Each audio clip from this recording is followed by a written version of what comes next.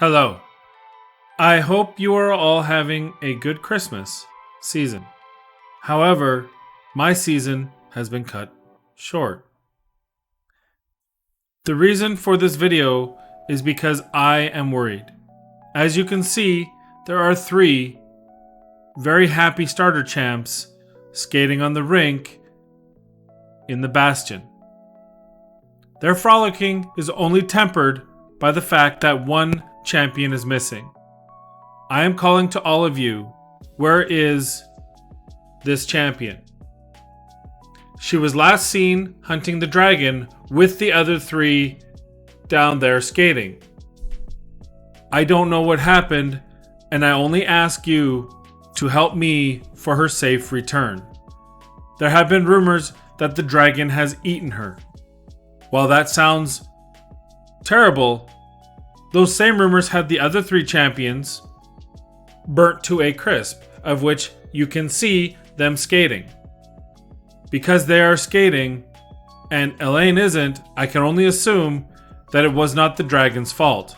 Besides, wouldn't the dragon be skating with them then? I ask for your help. Find Elaine. Allow her and me to have a Merry Christmas as well. Thank you. Hello everyone, welcome back to the channel. I am Madcapper and this is another video on Raid Shadow Legends and another in our series of I Built Them So You Don't Have To. But this time we're going to do a Legendary Edition.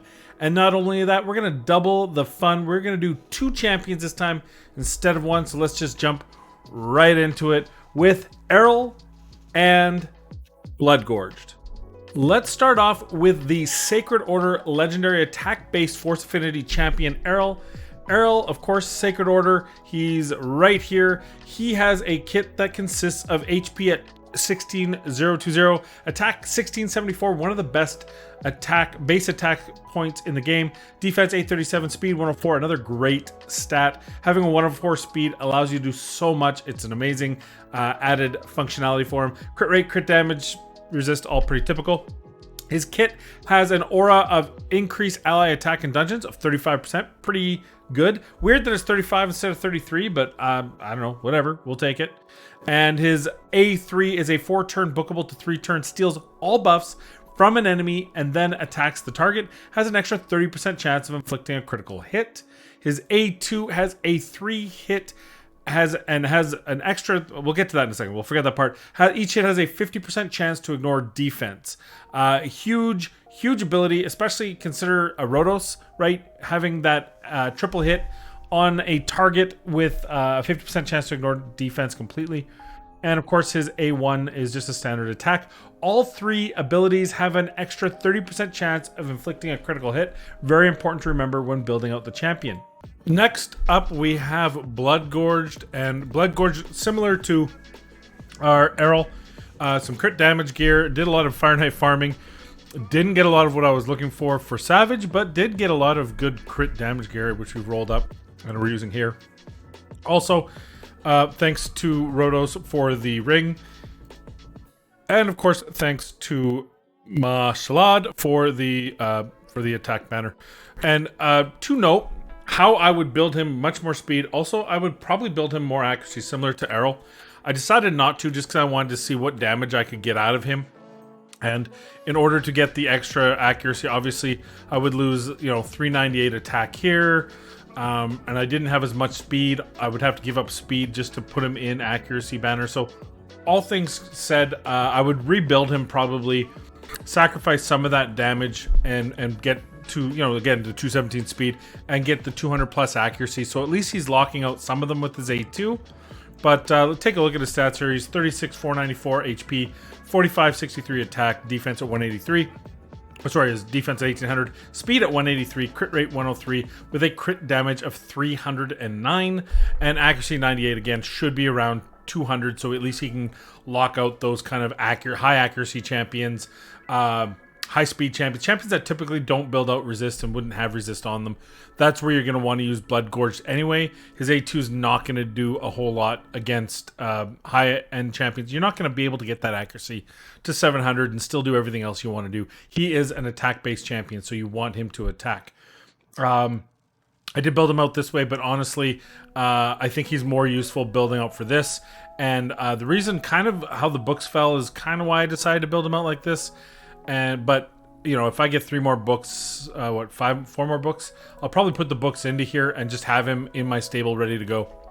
So there's the 2 of them. Why don't we now take the opportunity? We're gonna bring them into the arena where they're probably most commonly used. We're gonna show you what I can kind of do with both of them, and then we'll talk about my final thoughts in a minute. Well, why don't we try a couple of different scenarios out here. I just want to show you what happens on auto for them. This was like a bot team or whatever you want to call them. So you do notice that Bloodgorge uses A2 and ERROL will use his A3 on auto. That's an important thing to note if you're looking to create something specific out of your comp. Very important to remember, but you know, it's good to see. You can probably make use of that, especially Bloodgorge. Using that one is not so bad. ERROL, I mean, both of them, they're situational if there's champions that you want to delete. Like, here's an example. And I think we put this one on... Oh, we did this one on manual. It's funny, I actually got the same team twice. So you see here, on manual, we delete their win condition, right? Their champion that's going to cause the most problems, and that's Brachus. Then fine. Then we go as usual, and at some point, I think we just hit auto. Yeah, we hit auto here, and away we go. No problems at all. But you'll find the second, I actually well, we'll see what happens here after we get the win. Boom, done. Now what happens is, look what happens. I got K-Paps, I get him again.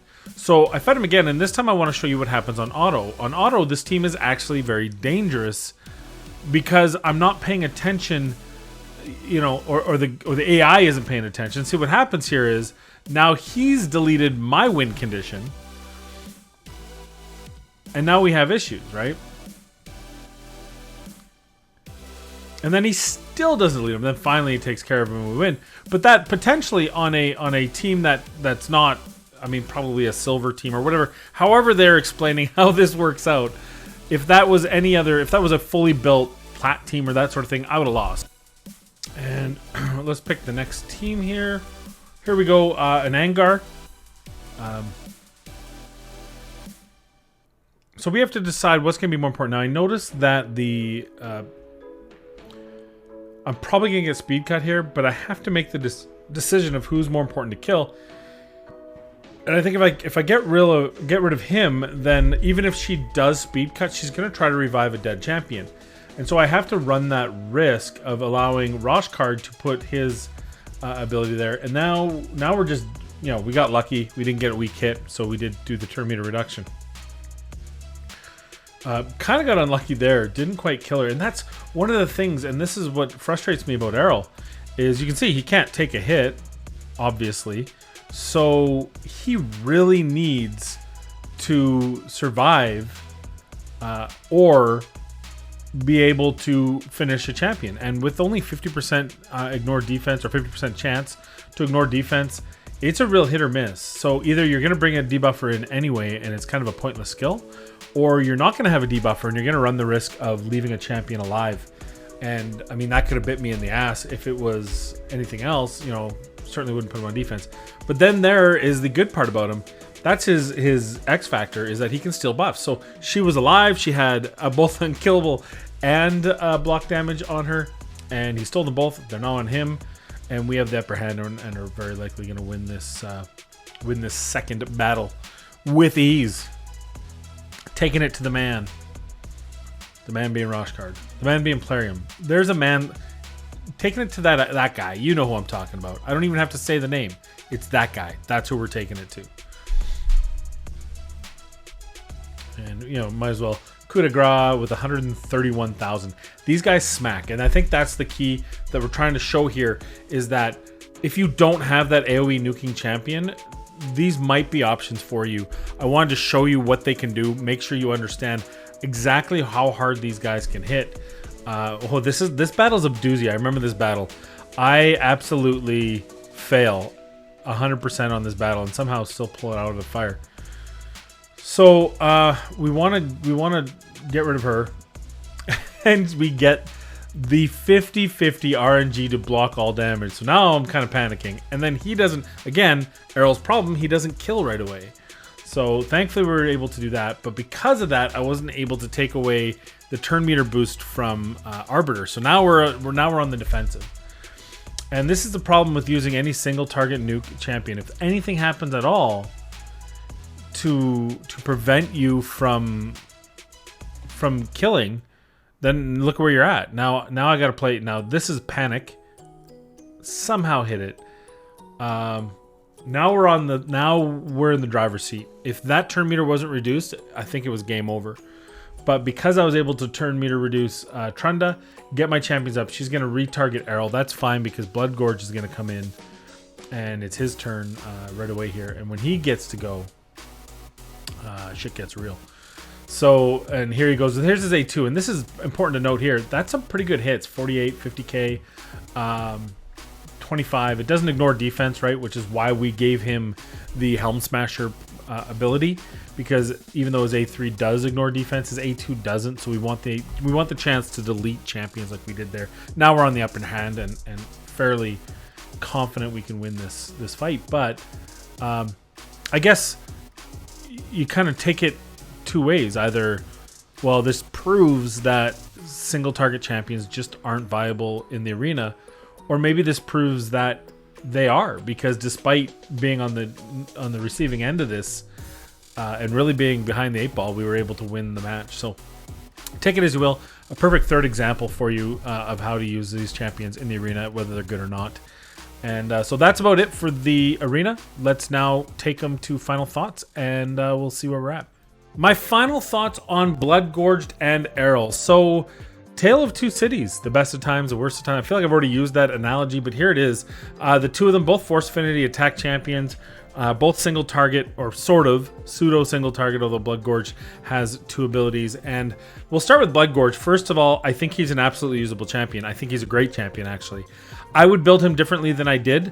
Having learned what I've learned from using him the first time, I would build him out with about 200 accuracy so he can lock out your non-resist champion. So any champion that's very high accuracy typically doesn't have high resist as well. It's too hard to build. And any champion that's really big speed, typically, although not always, but typically is not going to be high resist. Although sometimes it's just the luck on the draw, right? If you have a good resist banner instead of an accuracy banner on a Lysandra, for example, maybe that's the way you go, or an Arbiter. But at least this way, you know you're locking out some of those champions that people aren't putting high resist on, and that's giving you a hope. And his A2 actually hits pretty hard, and then you follow up with the A3. The team that I see him best on is either pair him with Rhodos, so you can have Bloodgorge go first, knock everyone down, rip those shields through. I would give him the Shield Breaker Mastery, and then follow that up with Rhodos killing a couple people with his A3, and then finish it off with Bloodgorge's A3 on anyone who might still be alive. I think that's a great combo. Another one, maybe an AoE. You put him in front of a Trunda, again, clearing out some of that shield so that Trunda can come in behind and finish the job. And then if anyone happens to be alive after that, depending on how your account's built and how your Trunda's built, then your Bloodgorge can start block reviving and that sort of things.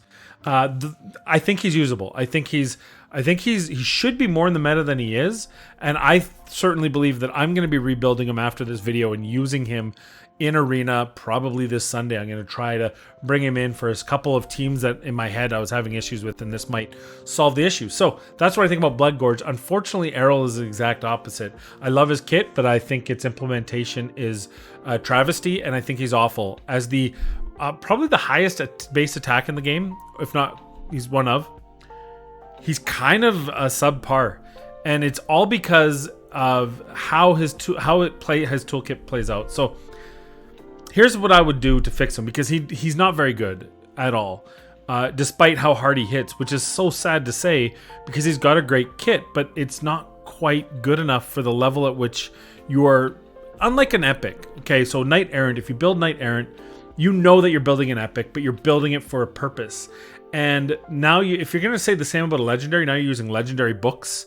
Now you're using, now you're booking out someone that costs a lot more to build out. And that's a huge difference. And so I feel more comfortable saying, yeah, you know what, Knight Errant, you can probably use him. He hits really hard. You can probably find use for it. Whereas Errol, I feel like my answer would be build Knight Errant, because Errol hits as hard, has a neat kit, but he's still a single target, and it's still too RNG for my tastes.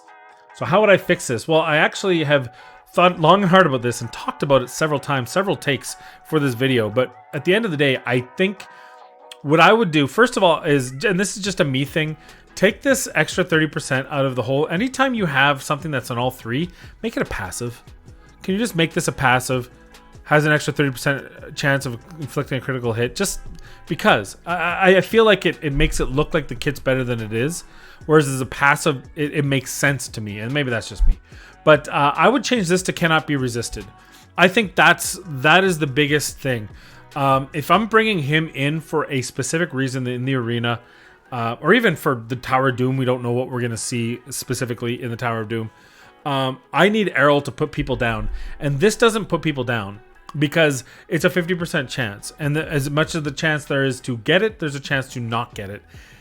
And man, you're playing with fire. If you hit with it and it does not ignore defense all 3 times, or you're hitting someone like a Mountain King and it only procs once, you're gonna lose. You're in trouble. And for a champion to have a 50-50 chance of you winning the fight based on just one proc or not, I don't like that.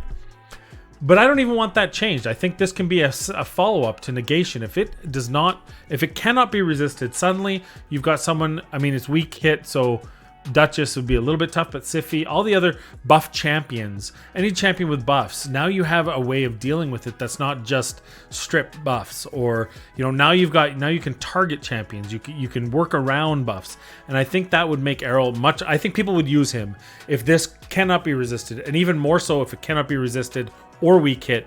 Then negation would be a top tier ability that wouldn't make Errol OP, but it would make him definitely usable. As it stands now, he's a Vault Dweller for me, and I'm gonna take this gear off and put it on a champion that deserves it. I'll probably put this gear on Phoenix, to be perfectly honest with you, because I mean, he's Sacred Order as well. And anytime you say I'm gonna take gear off my legendary fully built champion and put it on my epic champion, that's probably something we should look into and maybe correct. Those are my thoughts. What are your thoughts? Bloodgorge Errol, am I right? Am I wrong? Am I out to lunch? Are you going to take me to lunch? Saskatoon, I live here. Feel free to offer me a coffee. I'm unemployed for the next month.